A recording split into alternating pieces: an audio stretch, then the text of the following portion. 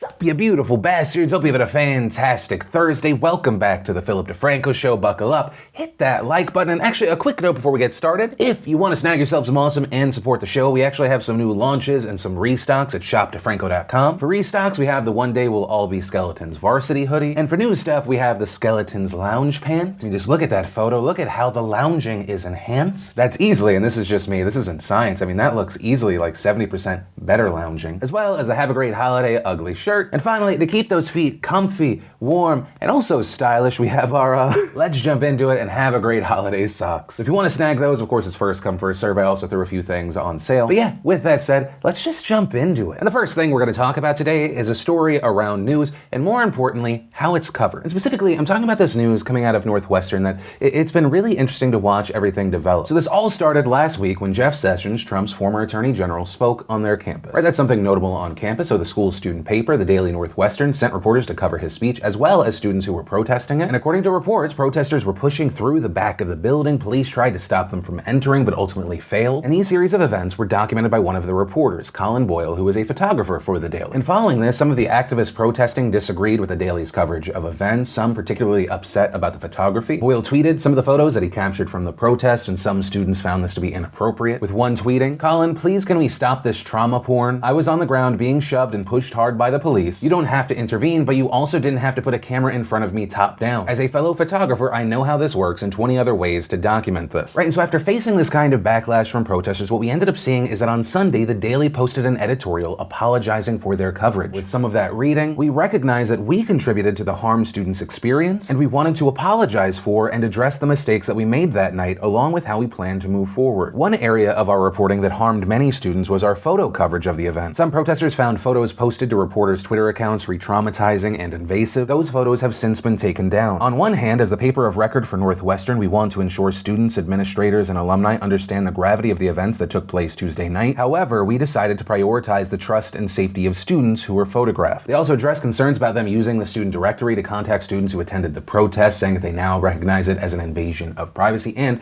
promise to find a new way to reach sources, as well as their choice to remove the name of a student initially quoted in an article. And there is part of the reason they note that Northwestern does not give student protesters amnesty, so using that student's name might get them in trouble down the road. And adding, "Going forward, we are working on setting guidelines for source outreach, social media, and covering marginalized groups." And so this editorial ends up getting a lot of attention, not only from local, but also national news outlets. And so as this gets bigger, there are more eyes on it. We start to see a number of people saying that the Daily should not have apologized because essentially they're apologizing for doing their job, which is reporting on and capturing the real events that take place on their campus. And so throughout the week, because this has sparked an online debate of, the role of a student journalist or a journalist in general, we've seen organization after organization deliver their take. We saw the Chicago Sun-Times say, "The Daily is apologizing for posting photographs of protesters at a public demonstration. In what world is that invasive? The real concern for anybody who cares about the state of our free society should be quite the opposite. The real concern should be the frequent efforts by government to keep journalists and protesters far apart, to tamp down voices of dissent." Also defending the student journalist for using the directory as a means to contact sources by saying, "Requesting an interview via text or any other polite means is not an invasion of privacy. Not even in the world of campus safe spaces. It's a request for an interview to which anybody can say no." We also saw Guy Benson, a Fox News contributor who actually got his degree from Northwestern, speaking on the matter. And it was sort of grovelingly apologetic for doing the sin of journalism. They committed journalism by asking questions of students, contacting students for comment, publishing on the record quotes from people, and taking photographs of public protests from a public event. And that is all just totally proper. We also saw a Huffington Post news editor say, "I will say regarding Daily Northwestern drama, the best way to learn is to make mistakes. The best place to make these mistakes is arguably in college. Maybe the criticism from professional journalists will help them realize that they shouldn't cower when they are doing their jobs." We also saw the dean of Northwestern's Medill School of Journalism say, among other things, that the coverage was in no way beyond the bounds of fair, responsible journalism, adding, "I am deeply troubled by the vicious bullying and badgering that the students responsible for that coverage have endured for the, quote, sin of doing journalism. journalism. It is naive, not to mention wrong-headed, to declare, as many of our student activists have, that the Daily staff and other student journalists had somehow violated the personal space of the protesters by reporting on the proceedings, which were conducted in the open and were designed ostensibly to garner attention. And as for the Daily's editorial itself, he called it heartfelt, though not well considered, adding, "I understand why the Daily editors felt the need to issue their mea culpa. They were beat into public submission by the vitriol and relentless public shaming they have been subjected to since the Sessions story appeared. I think it is a testament to their sensitivity and sense of community responsibility that they convinced themselves that an apology would affect a measure of community healing." Now, with all of that said, I should note that not everyone thought that the apology was out of line, some thinking that the Daily needed to address what happened, with one student saying, "As a journalist, your job is to protect people and always have your audience's safety and best interests at the forefront. Journalists often show their true colors, like today. They don't care about people, they care about stories and headlines." We also saw reporter Karen Coe saying that, that we've seen so many journalists speaking about this story, and it kind of speaks to a problem in journalism, saying these journalists are mad in a way I've never really seen with several other issues, such as the lack of diversity in their newsrooms, declines in public trust, or how reporting can further hurt underrepresented communities. Others also pointing out the school's history when it comes to protests, saying the university has a history of punishing student protesters by finding them through photos that have been taken and to publish these photos without reaching out and asking, especially considering this history was irresponsible. Following all of this, we've seen some of the student journalists involved in this speaking out, this including Troy Claassen, the paper's editor-in-chief, who was among the 8 editors who signed the editorial. And he published his Twitter thread,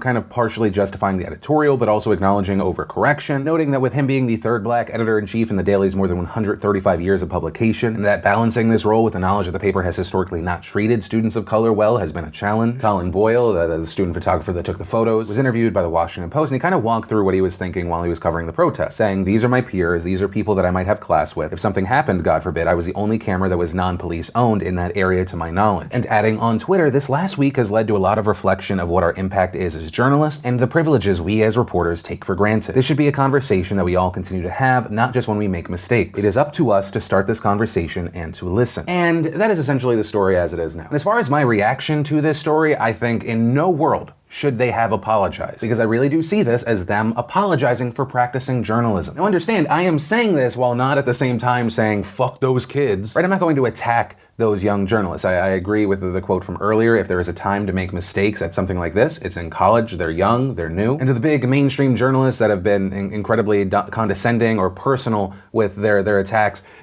have you made a mistake in the past 2 years? Did you make a mistake back in college? And I say this because I think it's important in general. I also say it because I know a ton of people that have watched the show have gone on to become journalists. You're probably far more qualified to do this job. I also know there are a number of younger people watching right now that want to go on to be a journalist, which I think is incredibly admirable right now since it's so toxic and dangerous out there. At times when you're covering something, there may be a wave of backlash that's so harsh, you even question yourself, not only the quality of the coverage, but you're like, did I have bad intention? And I say that as someone who has received criticism, and I look back to some of my older content and I'm like, oh man, I definitely am guilty of having made some false equivalency. And it's good to have moments of reflection. You wouldn't be good at what you do if you went, no, everyone else is wrong, I am always right. That doesn't just mean you then cower to the mob, then you become part of the problem. But unfortunately, based off of a piece that came out in the Washington Post today, written by Zach Kessel, who's a freshman at Northwestern University, where it says he writes as an opinion columnist for the Daily Northwestern, he described a situation where staffers talked about how the old media is dead and that because most of the notable critics of the statement write for legacy print publications, the Daily must be doing something right. But with that said, if there is a way for me to end this story, it's actually something that Zach himself wrote. Finding out the truth intrinsically involves conflict. If readers, writers, and editors can't tolerate that conflict,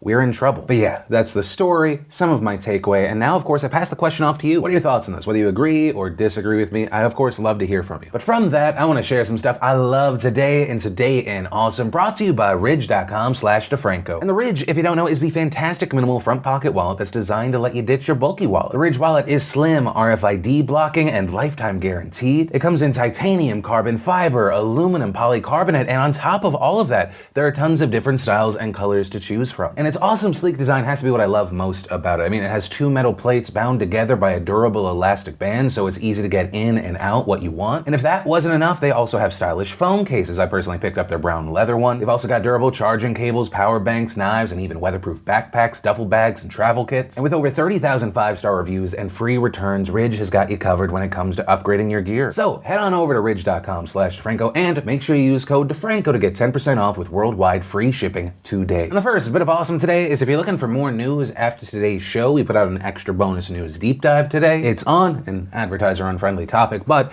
it's also an important one, so if you're looking for more, definitely check it out. Then, in more traditional awesome, we had Kristen Stewart on Hot Ones. Then we had Poppy Delavigne's guide to a fresh face glow, which I definitely need right now. Wired gave us how this guy became a world champion whistler, which apparently I just learned is a thing. We had Architectural Digest giving us an inside look at Hopper's custom renovated New York loft. We had John Cena and Keegan-Michael Key exploring their impact on the internet, which, random side note, over the past 2 weeks I've been going back through Key and Peele, and God, I miss that show. The last bit of awesome is this video from Legal Eagle called The Case of the Shotgun Booby Trap. And if you want to see the full versions of everything I just shared, the secret link of the day, really anything at all, links as always are in the description down below. And then let's talk about this dust up that seems to be based off of a very silly thing. And if you're not familiar, since 1985, every year People magazine names a sexiest man alive. And this is a very important topic because, as we all remember that famous quote, if it's not in People, it's not real. I think it was Malala that said that. But main point, it's a thing that happens and inevitably we kind of see the same thing. A bunch of people respond, "Yas." And then a bunch of other people respond, "Are you blind? Idris Elba is still a person that is alive." Or whoever you think. For my wife, it would be Jason Statham, since apparently she's attracted to literally the opposite to me in every way. And this year they announced that the sexiest man alive was John Legend. An announcement that resulted in a lot of the expected reactions. And on the inside of the magazine, they also had other winners, sexiest insert smaller category. And that's because, and hopefully you're cynical enough to realize this, this is really just the merging of how can we clickbait people that are really popular so they promote to our article and publicists doing their job. That said, the reason that this story actually stuck out to me is the legal situation around it. So in addition to this being an annual cover for the magazine, they actually have the registered trademark for it. Right, so this is not some kind of just random silly thing to them. And in fact, a report came out alleging that After Us Weekly decided to launch the real Sexiest Men Alive, allowing readers to vote on who they thought was the sexiest. Reportedly, a source at Us Weekly's publishers, American Media Inc., confirmed the lawyers had been in touch and told Page Six they hope to have everything sorted out amicably soon. And it seems potentially legitimate because when you go to the polling page and when you go to when they announced the winners, both of those pages are down now, which is why today we will not have the first annual Sexiest Man Alive award on this show. I'm not looking to be sued. And instead, today I will be awarding the first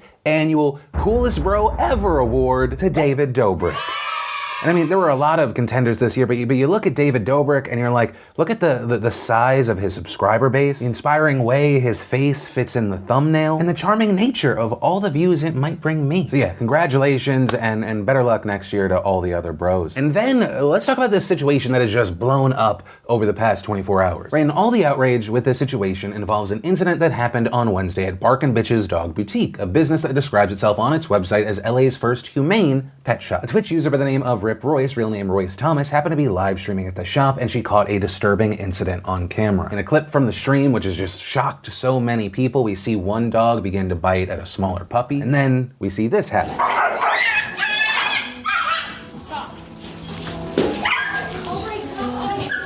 Right, so we see the employee in question separating them by aggressively grabbing the back of the dog's neck, then throwing it. We don't see how the dog landed, but you hear that hard thud, people gasping. Afterwards, you see the dog visibly shaken by the throw, hiding under a nearby bench. And when witnesses go over to console the animal, they can be heard saying that it landed on its head. Now, following this, Thomas told ABC7 that she never saw the employee again after the incident, also adding that another employee came to hold the dog and tried to calm down customers. And according to Thomas, some of the people in the store and some of her followers have contacted the police about the incident. Now, of course, with more people seeing the clip, it has sparked a lot of outrage, people calling for the employee to be fired or charged. Following that, we saw the pet shop post a public apology later that night, with its owner writing, "My deepest apologies for this incident. The dog was playing and acting normal after this horrific incident. She was taken to the vet and was cleared 100%. We are grateful," and then including the hashtag inexcusable. And also adding, "We will not tolerate this or any actions that put our rescues in harm's way. The appropriate actions are being taken. This is not what we stand for." And a few hours later, the owner followed up with a video where she said, "I do want you to know that the employee is no longer with us, and that the dog is actually doing fine and did go to the vet." Right, and so some people were happy to see that, although a number of the top comments on that video were people angry at her. People questioning their hiring and training practices, which I would say, sure, hiring practices, training. I mean, I think it's pretty common sense you don't throw a dog. Like, I don't have a training program for my employees where I'm like, don't set your coworkers on fire. Right, it feels like that's just a thing that should be understood. Right, but that said, I really do hope that the police get involved. They find the person who just decided to abuse an animal like this. Yeah, that was a thing, and let that be, I guess, your kind of one of many daily reminders that sometimes people are just horrible garbage people. And then let's talk about Venice, Italy, because right now the city is experiencing their second worst flood since they started recording floods almost 150 years ago. Right now, as of recording this video, 85% of the city is underwater. We saw water levels peaking at just over 6 feet, just a few inches shy of the record, which it is important to note that floods in general are not rare. In fact, floods tend to happen this time every year in Venice. And part of that is because if you know anything about Venice, you know it's full of canals and waterways. It's actually built in a lagoon that borders the Adriatic Sea. And at the same time, Venice is a very low-lying city. It only sits about 3 feet above sea level. And on top of that, Venice is sinking at a rate of about 1/5 of an inch every year. And in fact, you have climate scientists predicting that the entire city will be underwater by the end of the century. And as far as why they have these yearly floods, which they call the acqua alta, generally speaking, they happen in winter. Strong winds push water from the Adriatic Sea into the city. And while Venice does have seawalls to help reduce the flooding, there's actually been a lot of controversy around the city's floodgates. Since 2003, the city has been trying to complete a more than $6 billion